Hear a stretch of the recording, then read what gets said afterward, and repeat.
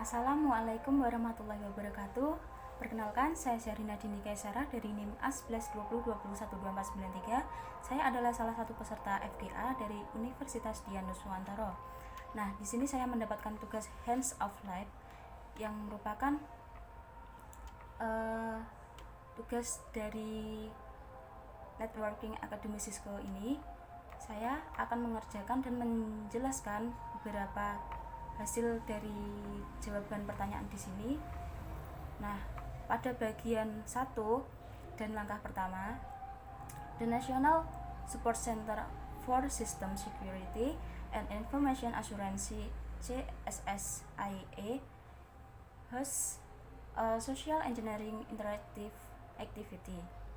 The current link to the sites is https blah blah blah blah. However, if the link changes, try searching for CSSIA Social Engineering Interactive. Click next in the interactive activity and then use the content to answer the following question. Nah, jadi di sini sudah disediakan sebuah link website agar kita bisa mengerjakan beberapa pertanyaan di bawah. Nah, di sini saya akan mengkliknya, maka akan masuk ke halaman web tersebut. Oke. Nah, ini merupakan halaman web tersebut. Kita klik next untuk melanjutkan. Oke, di sini ada beberapa submenu.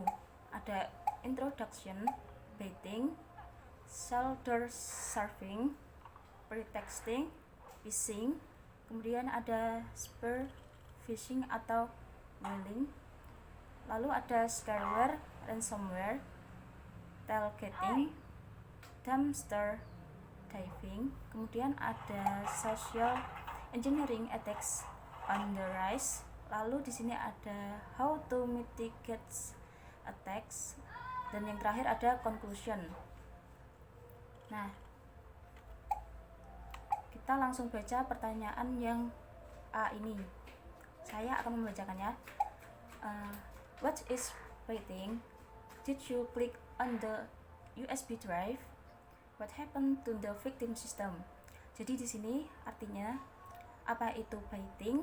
Kemudian apakah Anda mengklik USB drive itu?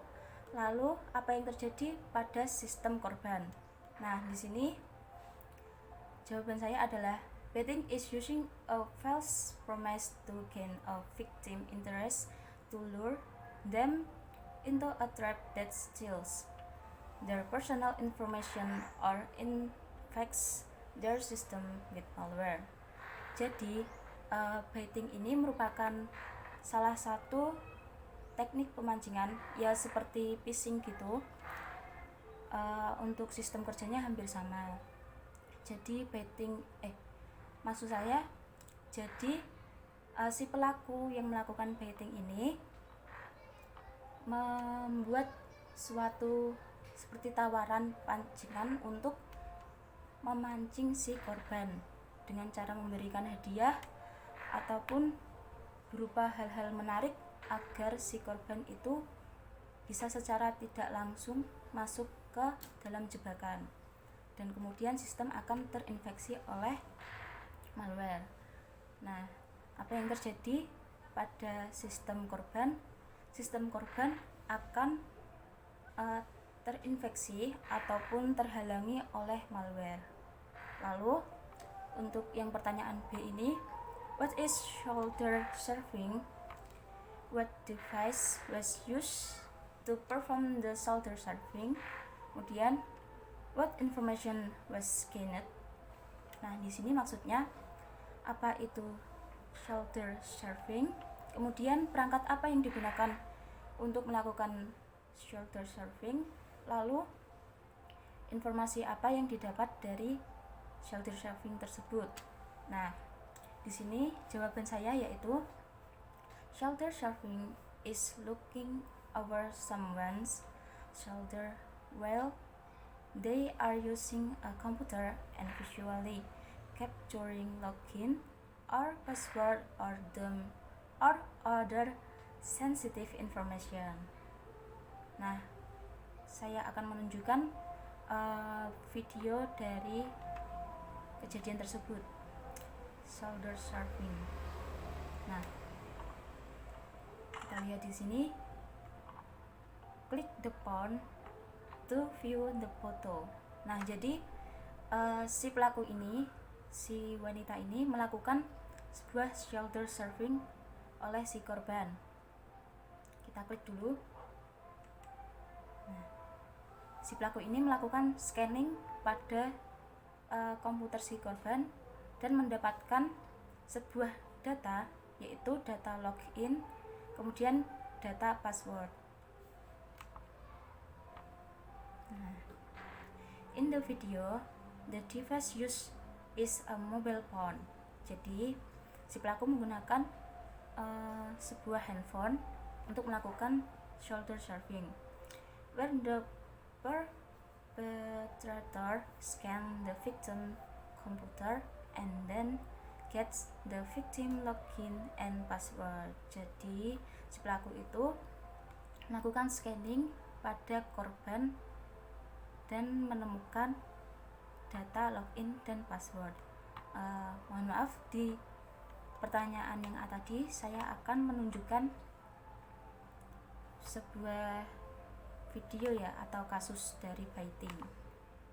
Nah, ini terdapat USB. USB ini akan dimasukkan ke dalam sebuah perangkat oleh bapak tadi. Kita klik dulu. Nah, ini dimasukkan dan akan ada muncul suatu notifikasi bahwa sistem korban terinfeksi oleh malware.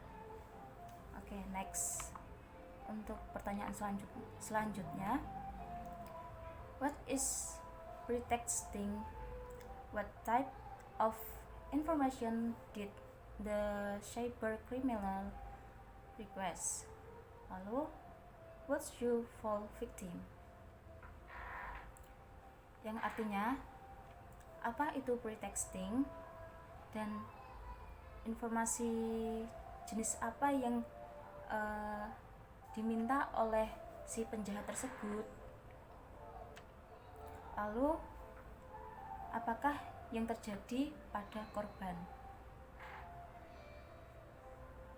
Maaf, maksud saya, lalu apakah Anda akan menjadi korban? Nah, di sini terdapat sebuah jawaban saya, yaitu pretexting is when an attacker establishes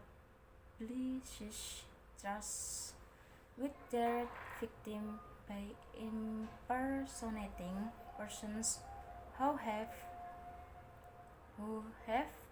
right to know authority and ask question that appear to be required to confirm the victim. Maaf, maksud saya ulangi ya.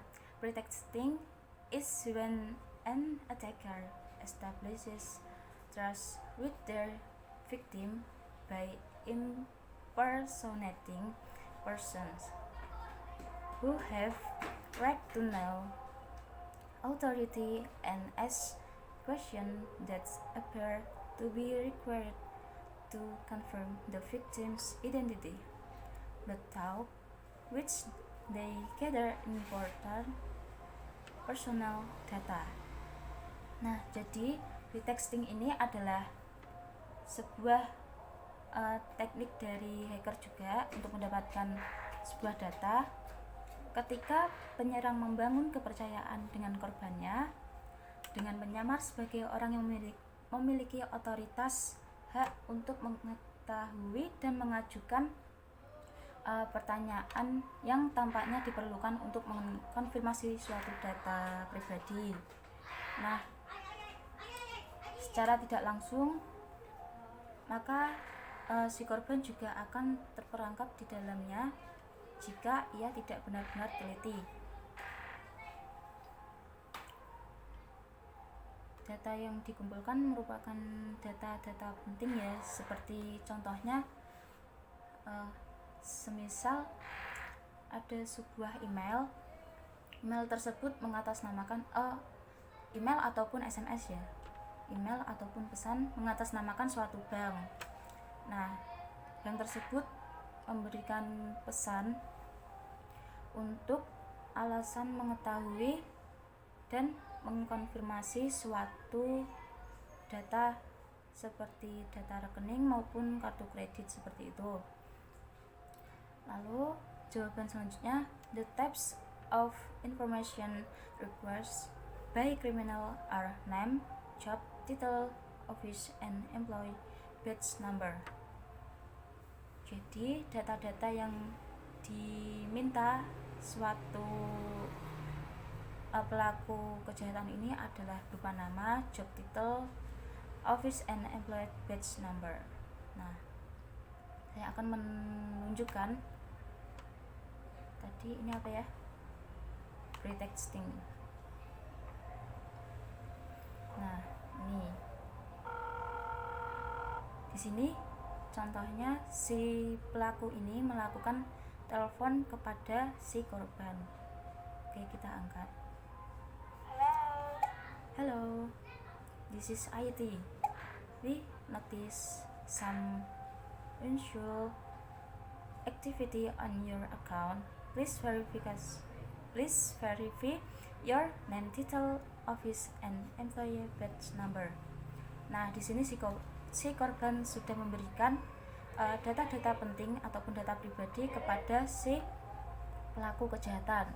My name is Jen Smith, Director of Research, ID bla bla bla bla. Nah, di sini berarti data sudah berhasil masuk ke si pelaku kejahatan. Oke, kita lanjut pada langkah kedua. Pada langkah kedua ini kita akan menjelajahi apa itu phishing, spear phishing, and walling. Oke, pertanyaan pertama. In this phishing example, what is the ploy the attacker used to trick the victim to visit the trap website? What is the trap website used to do? Artinya, dalam contoh phishing ini, taktik apa yang digunakan penyerang untuk mengelabui korban agar mengunjungi suatu web jebakan? Oke. Lalu, apa yang digunakan situs web perangkap? Nah, di sini jawaban saya, the tactic used in the example of phishing in the video is to use email or notification message with the aim of attracting the victim to visit a fake website link list in the message. Oke, kita buka videonya phishing. Oke, di sini. Nah, si hacker tadi mengirimkan suatu pesan pemberitahuan dari mengatasnamakan suatu bank seperti itu. Kemudian di sini terdapat sebuah link website palsu yang sebenarnya ini bukan link untuk melakukan verifikasi yang sebenarnya ya, tapi ini link palsu yang dibuat oleh si pelaku kejahatan tadi. Nah, jika mengklik ini, maka jadi dipancing seperti di copy paste. Si perempuan ini tadi mengklik suatu link tadi, link sebuah website palsu tadi. Kemudian hacker tadi berhasil mendapatkan sebuah data, yaitu data username dan password yang dimiliki oleh suatu perusahaan ataupun suatu individual, orang tertentu seperti itu. Oke, kita kembali lagi ke sini. What is the trap website used to do? Jadi bagian apa yang digunakan situs web perangkap tersebut. Nah, web perangkap tersebut menggunakan sebuah lampiran yang berisi malware atau menangkap informasi sensitif. Oke, lanjut ke pertanyaan selanjutnya. What is difference between phishing and spear phishing or walling? Jadi, apa perbedaan dari phishing dan spear phishing atau walling? Oke, di sini terdapat 3 ya jawaban saya. Phishing sendiri, phishing is a hacker activity that aims to lure people into providing personal information voluntarily without realizing it or suspecting it. The data target by phishing are personal data such as name, age, address. Kemudian ada account data, username and password. Lalu ada financial data, credit card information and account. Jadi, phishing ini merupakan suatu kegiatan dari hacker dengan cara memancing. Phishing sendiri kan diambil dari kata phishing dalam bahasa Inggris yang artinya memancing. Jadi korban itu nanti akan dipancing oleh si pelaku sesuai sukarelanya. Maksudnya secara tidak sadar si korban itu akan terjebak ke dalam perangkap yang sudah dibuat oleh hacker. Secara sukarela itu maksudnya kayak ya seperti percaya aja kalau website tersebut ataupun link tersebut merupakan website resmi dari si otoritas tadi. Kemudian si pelaku tadi kan memiliki sebuah data seperti ini, data nama, umur, alamat, kemudian dan lain-lain. Ini akan di copy paste ke perangkat si pelaku kejahatan. Oke, di sini ada spear phishing. Spear phishing is more targeting version of the phishing, in which an attacker chooses specific individuals or enterprises and then customize their phishing attack to their victim to make it less conspicuous.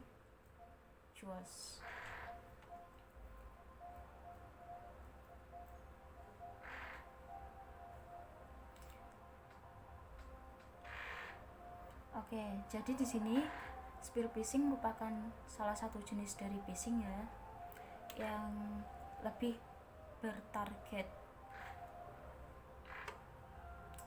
di mana penyerangan memilih individu atau perusahaan tertentu dan kemudian menyesuaikan serangan phishing tersebut mereka kepada korbannya agar tidak terlalu mencolok. Kemudian walling is when the specific target is a high profile employee such as a CIO or CFO. Oke, di sini saya akan membuka phishing. Maksud saya spear phishing dan walling. Nah, seperti ini.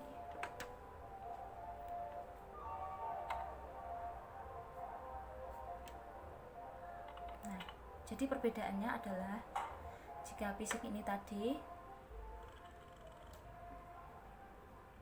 biasanya ke sebuah perusahaan dear valued customer, intinya sebuah secara umum gitulah kalau phishing ini. Kalau spear phishing ini lebih ke spesifik, entah itu ke CIO ataupun ke orang yang memiliki jabatan di suatu instansi. Seperti ini isinya. Hi Frank. Nah, hi Frank, hope your day is going well, bla bla bla bla bla. Dan ini, nah, data tersebut akan masuk ke perangkat dari si pelaku kejahatan atau hacker tersebut. Oke, kita lanjut kepada langkah ketiga, yaitu menjelajahi scareware and ransomware. Untuk pertanyaan yang pertama, what data does the attacker claim to have in this example? Would you fall for this deception? May ensure the data claimed by the attacker in this case are Facebook login info, kemudian ada credit card detail data, and email login data. Oke, saya akan menunjukkan sebuah kasus dari scareware dan ransomware ini. Nah, di sini terdapat sebuah pemberitahuan ataupun penawaran ya. Jika tidak menghubungi nomor di sini, maka komputer akan your computer has been blocked, akan dimatikan, seperti itu. Oke, data yang dimaksud adalah data Facebook login, data credit card details, dan data email account login. Kita klik dulu nomor telepon, apa yang terjadi? Oke. Nah, di sini kita ulangi.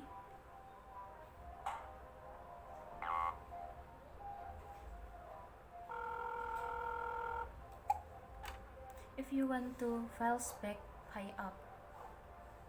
Nah, oke, di sini berarti data tadi sudah data yang ingin diambil tadi adalah data Facebook login, credit card detail data, sama email login data.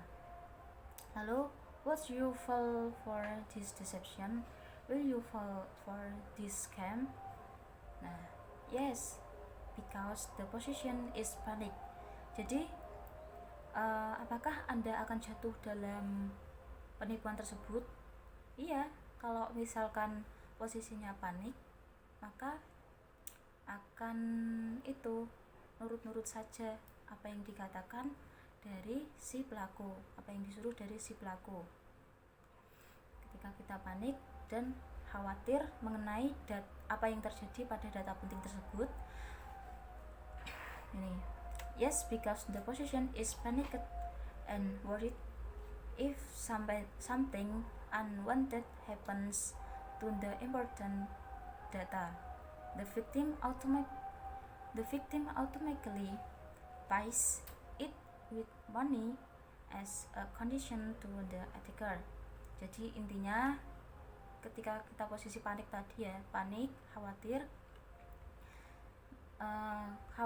jika data penting tersebut akan terjadi sesuatu, maka si korban tadi otomatis akan menuruti apa yang dikatakan si penjahat tadi, pelaku. Nah, pada video tadi kan si pelaku ini memberi tawaran jika data ingin dikembalikan maka harus membayar sejumlah uang. Oke, ini jawaban dari yang B ya. What is the attacker requesting the victim do to get the data back? Jadi apa yang dilakukan oleh penyerang. Intinya tuh si penyerang ini melakukan sebuah penawaran. Ketika data ingin dikembalikan kepada si korban, maka si pelaku ini harus dibayar sejumlah uang. Berarti korban ini harus memberikan uang kepada si pelaku agar datanya itu dapat kembali. Okay. The attacker tell the victim to call the phone number listed. Then the attacker makes an offer to the victim by paying the victim a certain amount of money if he want his data back. Jadi harus menelpon dulu nomor yang tertera, kemudian nanti melakukan telekomunikasi ya, telepon antara si pelaku dan si korban. Lalu si pelaku tadi meminta sejumlah uang. Ini juga pernah terjadi di pengalaman pribadi orang tua saya. Ditelepon, halo, ini dari kepolisian, misal seperti itu. Terus saudara gini kecelakaan atas nama ini. Lalu si salah kan itu ada dua pelaku. Yang pelaku tadi, si A tadi mengaku sebagai polisi, lalu si B tadi mengaku sebagai saudara dari orang tua saya. Nah, namun yang dibingungkan juga itu suara dari si pelaku dari si pelaku B tadi mirip banget sama si saudaranya ortu saya. Nah, itu si pelaku tadi melakukan sebuah penawaran, semisal kalau mau, kan teleponnya itu mengenai kecelakaan gitu ya, semisal jika mau segera ditolongin, ini dimasukin ke rumah sakit, transfer sejumlah sekian. Nah, ortu saya bilang kalau nggak punya bank tersebut, misal kayak gitu. Lalu anehnya tadi, si pelaku tadi ngomong kalau bisa ditransfer melalui pulsa. Kan rada aneh gitu, ditransfer melalui pulsa. Terus gimana gitu, tapi ya akhirnya udah dikirim pulsa sekian kepada si pelaku. Nah, setelah kejadian itu baru sadar kalau kan langsung telepon ke saudara saya yang asli, kalau ternyata saudara saya itu lagi kerja, maksudnya nggak ada kecelakaan ataupun bencana seperti itu. Nah, anehnya ketika terjadi suatu negosiasi antara pelaku dan orang tua saya itu, anehnya ketika orang tua saya mau menghubungi saudara, pokoknya nomor sanak saudara, entah kakek nenek dari saya, kemudian saudara saya sendiri yang disebut itu sedang kecelakaan itu, pokoknya semua dihubungi tidak bisa, seperti kayak diblokir gitu loh. Nah, seperti itu contohnya. Lalu pada pertanyaan yang C ini, what is tailgating? And my answer, tailgating is when an attacker who lacks the proper authorization follow a victim with authorized credential through a door or other secure building access point into a restrict area. Nah, jadi apa itu tailgating? Tailgating merupakan ya sebuah taktik dari hacker juga ya. Jadi alur kerjanya ini ketika penyerang yang tidak memiliki otorisasi yang tepat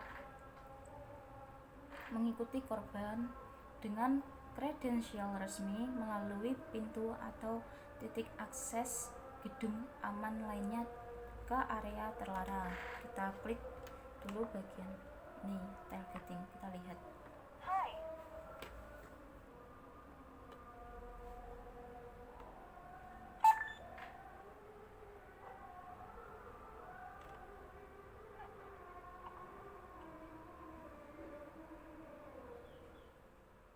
Seperti ini. Oke, kita lanjut ke pertanyaan selanjutnya. Give 3 ways to prevent social engineering attack.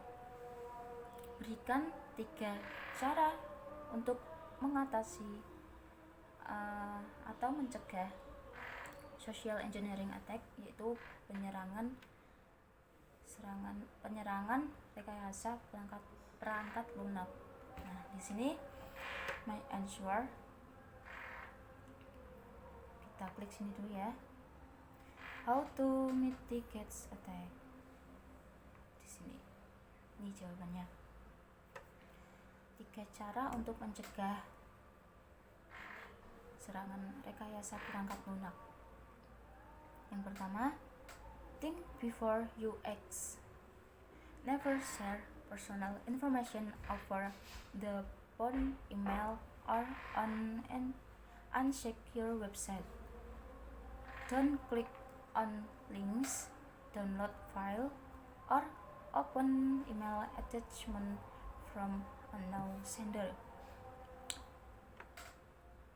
Jadi, pikirkan dahulu sebelum bertindak. Yang pertama ini, jangan pernah membagikan informasi pribadi melalui telepon, email, maupun situs website yang tidak aman, seperti itu. Lalu jangan mengklik sebuah link atau tautan, kemudian jangan mendownload file atau membuka email atau membuka lampiran email dari pengirim yang tidak dikenal, unknown sender. Kemudian yang kedua ini merupakan stay aware of your surrounding. Be skeptical of link to web form that request personal information, even if the email appears to come from a legitimate source. Never click on or enter sensitive information into a pop-up. Yes, seperti itu. Jadi tetap waspada terhadap lingkungan sekitar Anda. Lalu bersikaplah skeptis terhadap tautan ke formulir website yang meminta informasi pribadi. Meskipun email tampaknya berasal dari sumber yang sah, jangan pernah mengklik atau memasukkan informasi sensitif ke dalam pop-up. Lalu yang langkah ketiga ini, yang cara ketiga ini, keep your accounts and device safe.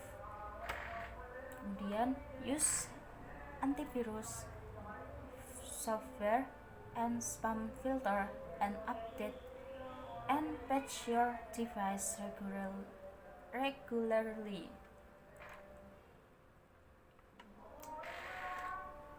Intinya selalu menjaga akun dan perangkat yang dipunya, memasang antivirus pada suatu perangkat yang dipunya, kemudian spam filter dan update device. Kita tunggu adzan selesai dahulu. Oke, di sini saya akan melanjutkan pada bagian 2, yaitu membuat poster mengenai cyber security. Gunakan PowerPoint untuk membuat poster tersebut. Lalu poster tersebut bertujuan agar membuat orang lain sadar akan rekayasa sosial yang berbeda teknik yang digunakan untuk mendapatkan akses tidak sah ke organisasi atau data organisasi. Pilih salah satu dari baiting, shoulder surfing, pretexting, phishing, scareware, ransomware, tailgating, or dumpster diving. Kemudian poster tersebut harus menggambarkan teknik yang digunakan dan bagaimana pengguna dapat menghindari salah satu dari rekayasa sosial ini. Kemudian sertakan petunjuk di mana poster harus ditempelkan di dalam organisasi. Nah, ini merupakan hasil dari poster yang sudah saya buat, yaitu mengangkat tema shoulder surfing dan judulnya waspada shoulder surfing, alert shoulder surfing. Kemudian bagaimana cara memproteksi diri, melindungi diri, yaitu yang pertama, use privacy screen, jadi gunakan layar privasi. Kemudian yang kedua ada tilt your screen away from the person next to you, miringkan layar Anda seperti ini dari orang di sebelah. Jika ada di sebelah kanan maka rada dimiringkan seperti ini. Lalu yang ketiga ini ada stop working in crowded place, berhentilah bekerja di tempat ramai. Kemudian yang keempat ini ada use strong password, cause even if they see it they can remember, jadi gunakan password yang kuat, yang panjang, karena meskipun mereka melihatnya, mereka tidak dapat mengingatnya karena saking panjangnya.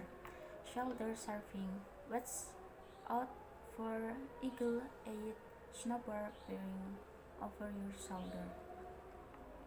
Nah, poster ini dapat ditempel di berbagai tempat seperti stasiun bisa, kemudian di tempat pembelanjaan bisa, seperti market kayak gitu ya. Lalu ATM terutama. Di ATM kan sering tuh terjadi kasus PIN dilihat oleh orang lain yang ada di belakang. Pengintaian secara langsung menggunakan mata maupun media alat bantu kedua selain indera penglihatan dan pengingat, seperti melakukan scan tadi ya, HP, di foto, nah ataupun direkam di video, seperti itu juga bisa. Kalau di market itu semisal kita melakukan pembayaran melalui rekening, ketika kita tidak punya uang cash gitu ya, melalui pembayaran rekening, kita kan login dulu tuh di mobile handphone, di rekening mobile. Nah, seperti login, bentar, seperti ini ya, kelihatan nggak? Nah, ini kan ada login. Oke, di sini kan ada user ID. Jika tidak kelihatan nanti saya screen aja ya, screen record. Nah, di sini kan ada user ID, kemudian MPIN itu seperti PIN ya, PIN masuk, user buat masuk, username, kemudian ada PIN password.